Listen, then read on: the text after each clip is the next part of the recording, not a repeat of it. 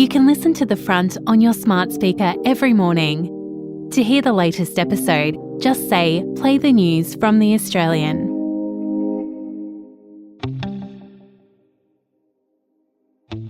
From The Australian, here's What's on the Front. I'm Kristen Amiot. It's Tuesday, August 27. Peter Dutton is the most divisive leader of any major political party in Australia's modern history. That's according to Treasurer Jim Chalmers, who made his scathing assessment of the opposition leader in a major speech in Melbourne on Monday night.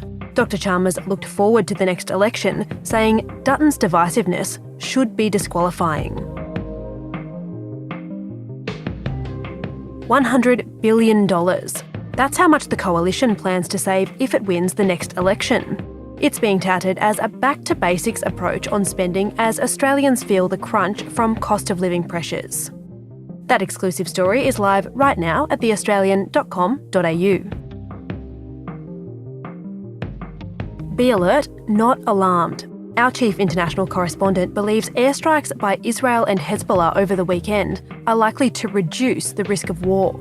And Cameron Stewart says it's clear nobody's ready for all-out war in the Middle East. That's today's episode.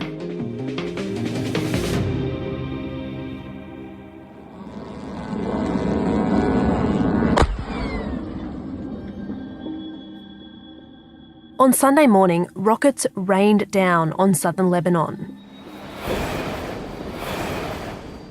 They were targeting military sites belonging to the Iranian-backed terrorist group Hezbollah. Prime Minister Benjamin Netanyahu said later that the Israeli Defence Force was acting on intelligence that indicated a large-scale attack was brewing over Israel's northern border.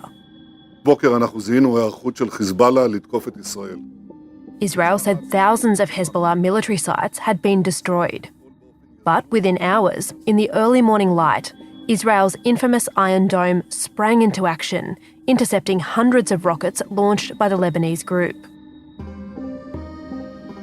Birds can be heard chirping, but the light of dawn pales in comparison to the fiery tails of missiles zigzagging across the sky.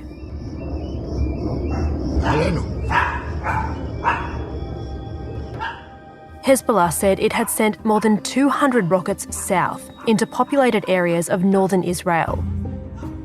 Drones were captured exploding on film too, but only one woman was injured as a direct result of the attack.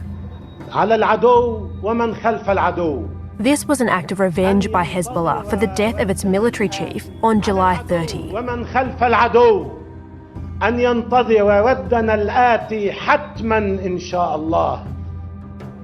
Israel hasn't claimed any responsibility for the assassination, but it didn't denounce it either.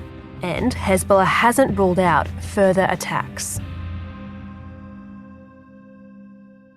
Cam, rhetoric from both sides of the border appears to indicate that this is an escalation of the conflict in the Middle East, but things were strangely quiet after those hundreds of rockets were fired from both Israel and Lebanon on the weekend. So is this an escalation? Well, it's interesting. It's an escalation certainly in the very short term, but I think in the longer term, it probably isn't.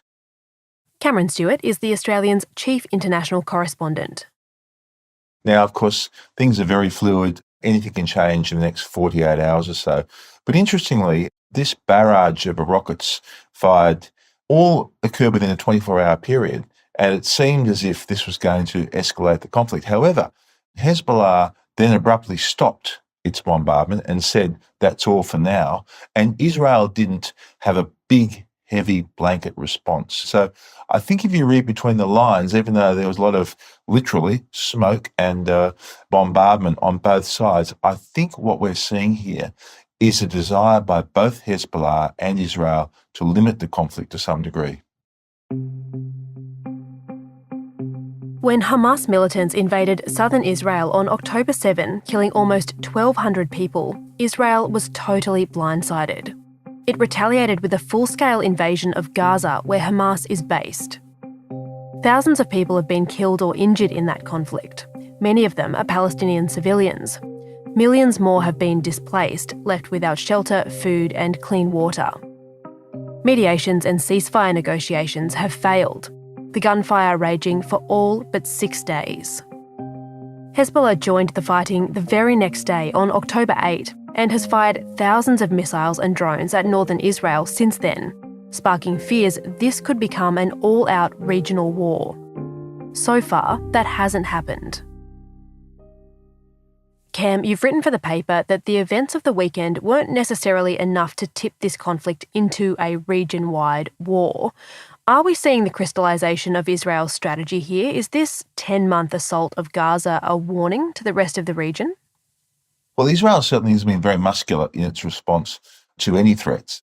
It's obviously hurt its international reputation by the heaviness of the response in Gaza. It's certainly responded very vigorously to previous attacks by Hezbollah and by Iran's proxies in the region as well. But I think Israel does not want to go into have a full-scale conflict with Hezbollah. Hezbollah is the best armed terror force in the region. If it really wanted to attack Israel, especially civilian centres, it could do horrific damage to Israel. What's happened is Israel has had to basically abandon villages in northern Israel. There's tens of thousands of people there, Christian, who can't go back to their homes. And so this is a real problem for Israel. How does it deal with these low-level attacks by Hezbollah without creating a bigger war? And so in a way, this attack allows Hezbollah to, if you like, save face, to say, look, we've attacked Israel, whereas in fact the attack caused almost no damage to Israel, but it does allow Hezbollah to save face. So that's why I think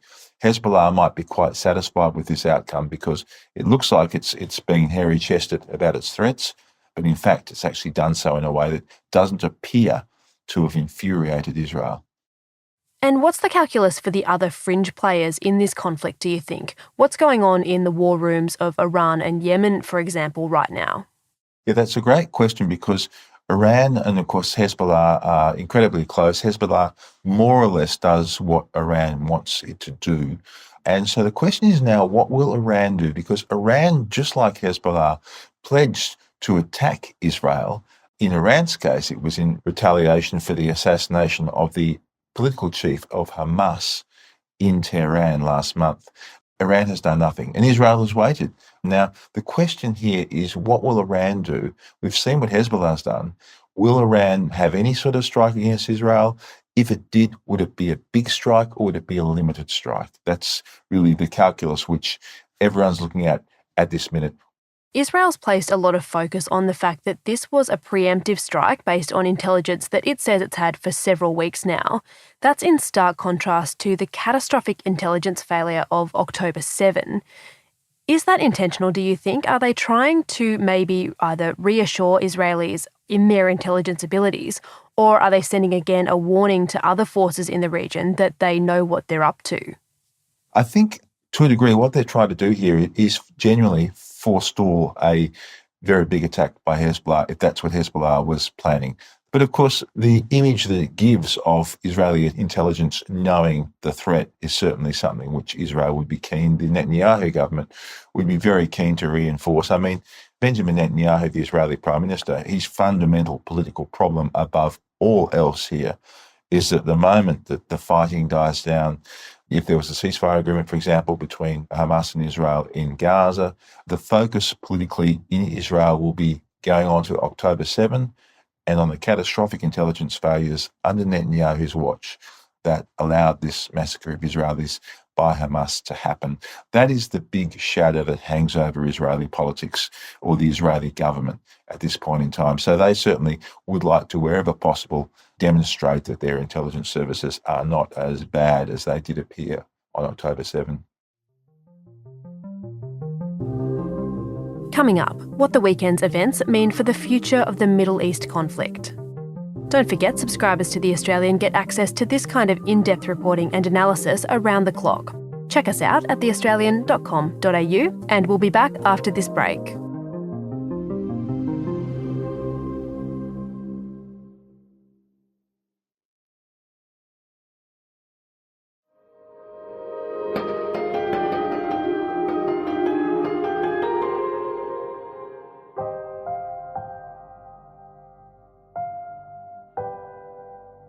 As Israel and Hezbollah traded missile fire on Sunday, peace talks quietly hit another hurdle. Hamas rejected a ceasefire deal brokered by negotiators from the United States, Qatar and Egypt. It took issue with the suggestion Israeli troops would remain stationed on the Philadelphia corridor. That's a 14-kilometre strip of land along the border between Gaza and Egypt. It's not the first time a ceasefire deal between Israel and Hamas has fallen over. Here's Cameron Stewart. Just lastly, Cam, on Monday it was reported that Hamas has rejected the latest ceasefire deal negotiated by the United States and others.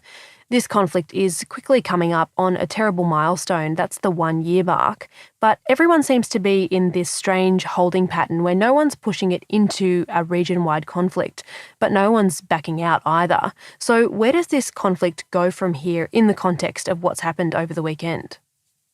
Well, strangely enough, the peace talks are still going on, and it's very difficult to read because each day you hear different things, you read different things. The concept of whether they will agree to this peace deal seems to shift by the day with Hamas. So they don't appear entirely committed to it and entirely reliable. You can also ask the same question of Israel. There's a lot of speculation that Benjamin Netanyahu doesn't really like this ceasefire deal. He doesn't really want a ceasefire. He wants to keep going after Hamas. So I think the commitment to the ceasefire from both Hamas and Israel's point of view is very much open to debate. And each day you keep thinking it's getting closer and closer. The Americans have been saying it's very close. Joe Biden, the president, said just the other day, we think we're very close. But it hasn't yet happened, and it's absolutely no guarantee to happen at this point in time.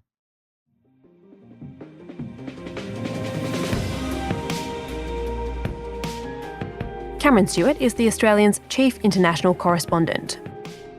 You can read all our reporting and analysis of the conflict in the Middle East right now at theaustralian.com.au.